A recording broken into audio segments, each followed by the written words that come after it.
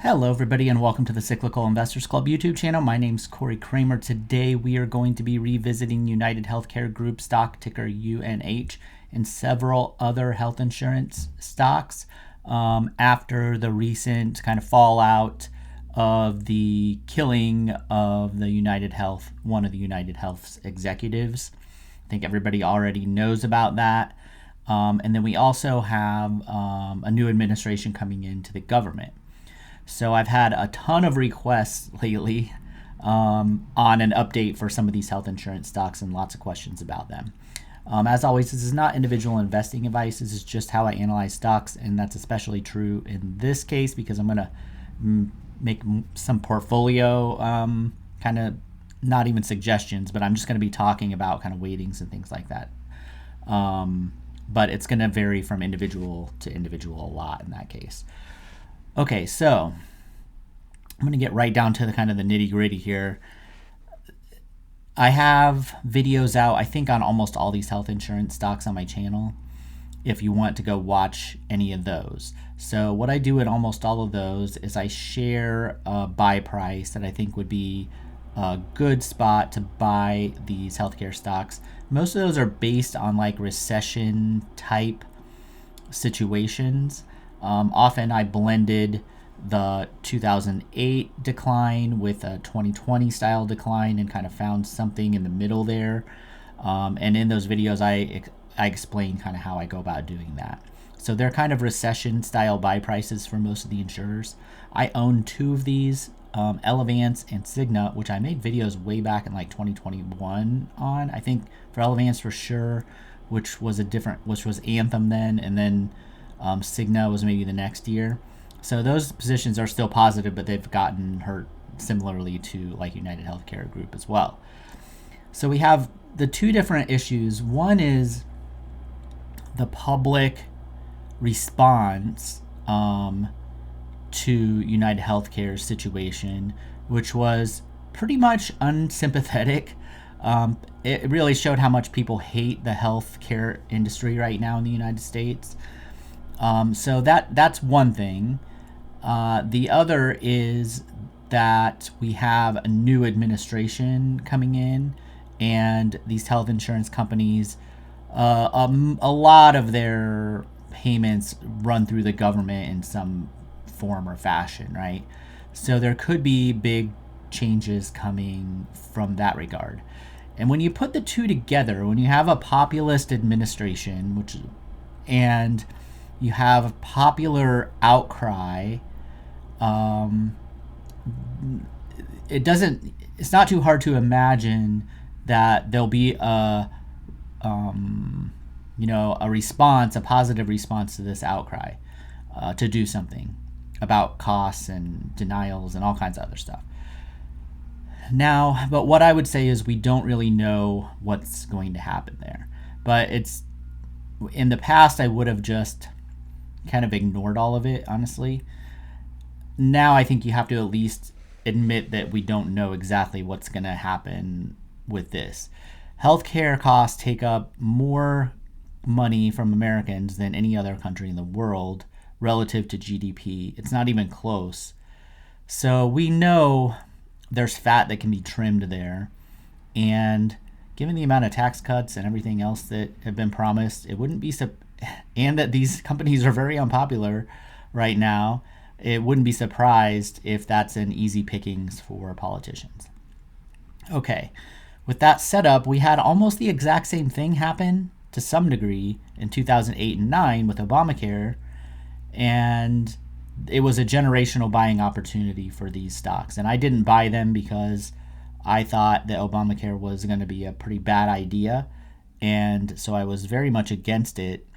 But I didn't think through the investing result. Like, I wasn't smart enough to figure out I should have been buying these stocks, basically. If people are forced to buy health insurance, owning the health insurance companies are a pretty good idea. So I've always been really cautious since then. I would say it was like a major lesson not to let politics interfere with, or even just what you think is good public policy and not good public policy. Not to let that interfere with your investing. So I don't do that. I try not to do it. I mean, sometimes we do it subconsciously, but I make an effort to really not do it. ever since then, basically, because it cost me, I think, from the bottom to even after this sell-off, right? 2,200% return would have been nice, right? So here's how I'm going about this. So I'm going to bring up my spreadsheet here in maybe I'll just pull that up now real quick.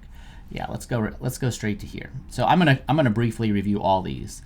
I've covered, all these are links to YouTube on here. This is a spreadsheet that's in the full Cyclical Investors Club service on Seeking Alpha. That link is in the description if you're interested. And you can access this at any time if you're a member there. So these are Seeking Alpha articles I've linked, but I also have YouTube videos on those. So I have YouTube videos on every single one of these stocks if you want to go watch them on the channel. And here are the recession buy prices for all of them. So they're pretty varied. United Healthcare is always kind of traded at a premium because it's just had such steady earnings growth and investors love it. And the ones that bought it in the past like 10 years are all rich. So they don't really want it. They're not interested in selling, I think, as much as some of these other stocks, some of the other insurers. And then with CVS, I would question the quality here. That's why I have this currently monitoring. But if a person did decide they liked it, then these buy prices all stand. Now, a big caveat here is when we have a situation where, unlike a recession, which is basically decided by the economy and the market, right? The recession price of a stock. So millions of people are going into that, decisions are going into that input. We're getting into a situation now where like a handful of individuals in the government are going to decide the outcomes of the policies that are going to influence the earnings of these businesses going forward. And we don't know what those individuals are going to do. There's a lot more uncertainty. If you look in history, you can, it's the law of large numbers. If you have 1 million people that walk into a casino, you know that on odds, on average, they're going to lose when they place 1 million bets. But if just 6 people go in and you're the casino, even if the odds are in your favor, there's a bigger chance that you could lose money to the bettors, the handful of bettors that are coming in. So it's kind of like that. And so for me, the approach I'm taking is I still want these stocks to be below these prices before I consider buying them. But I also want some positive momentum or technicals in my favor before I buy. Basically, I want to see that there's some kind of bottom forming.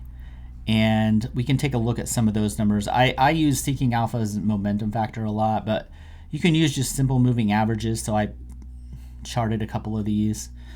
So for United Healthcare right now, this will change, but you can look this up on like any if you have a brokerage account, they're going to have basic 200-day moving average chart. So just if you go there, you plug it in. Right now it's $538 a share, so the price would need to, well, first it would need to get below my buy price. I think Humana is the only one that's below there right now. And then it would need to rise up above this level. So you want both of those things to happen. So you want the valuation of the business to be good, even during like using my recession metrics. And then you also want the momentum to have formed a bottom. So this is 538 is basically where United Healthcare is. Let's see what other ones I have. Humana, you can see a little bit different trajectory, much more negative, has been going down longer, but also closer to it. So the odds are, if this fell another 20%, formed a bottom and started coming up, maybe you can be buying around this 250. But the point is you want the stock moving solidly in the positive direction at the same time. It's difficult to meet all these. Cigna, similar, $339. This is where the simple moving average is, 200-day. And what other ones do we have? Elevance. It's about $500 a share right now. So that one would really need to kind of come down. But as time goes on, the lower this price stays, the lower the simple moving average comes down. And so the other question that's reasonable to ask is, well, if I used this back in 2008 or whatever, 2009, would I have missed out on this gigantic run? And the question is no. I posted one for United Health here from there. So this is from 2008, 2009. You can see it had a little blip above in early 2009. But basically by mid 2009, I went and looked at all the rest of these too. By about mid 2009, they were pretty much all back above the 200-day moving average. So you would not have been picking the bottom here, but you would have done extremely well, and your odds of success, we'll just go to July. Right there. So you still would have done it extremely well. Okay, instead of a 2,200% return, you would have had an 1,800% return, right? So would have done just fine, and it would stop a person from buying, halfway down this. If we look at this again, see this drop from the beginning of 2008, which was before any of the crisis actually hit in the financial, like before the big stuff happened. It would have kept you from buying all these dips way too early, and then having to sit through like a 50% drawdown. And once the legislation actually came out and the market got a view of what was going on, we saw the stock price start positively moving forward. So that's kind of the approach that I think a person should take here, because the devil is going to be in the details if any changes do happen. Just because there's changes doesn't mean that, they can't make adjustments and do fine over the long term again, which is what they did last time. So that sort of uncertainty, adding that layer of kind of technical / momentum support, I think will improve a person. It'll make it easier for you because you're more likely to not have to sit through a giant decline.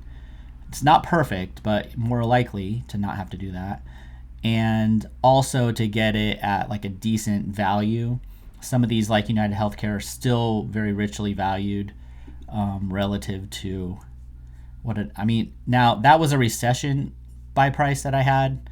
If you're not worried about that and you just want a decent valuation, 439 is like my basic buy price. That's probably optimistic. That assumes 13% earnings. Basically, it assumes the previous trend will just continue without any recessions or anything like that. So it's almost at that level now. You could use these levels to these normal buy prices, but make sure the momentum is in your favor as well if you're feeling a little bit more bullish on it. So there's different approaches you can take depending on how aggressive you want to be. I'm generally pretty cautious right now with I just think there's a lot of uncertainty in the market, especially with these stocks. So I'm still treating everything as if a recession could happen in the next couple of years or something similar to a recession. A lot depends on what industry these businesses are in, whether that will happen or not. So hopefully that helps everybody, maybe give a guideline. Also, my position sizes are usually 1% of a portfolio. So I would be inclined to, if I didn't own any of these and I got all the metrics to hit, it'd be like 1%, 2%, 3%, 4%, like 5% of a portfolio would probably be what I would buy, and then with the option of adding a little bit more, but no more than 2% each. So 5 to 10% of a portfolio spread amongst them if the whole downturn happens, and that would be the approach that I would take. Okay. If you found this useful, hit the like and subscribe buttons, and see everybody later.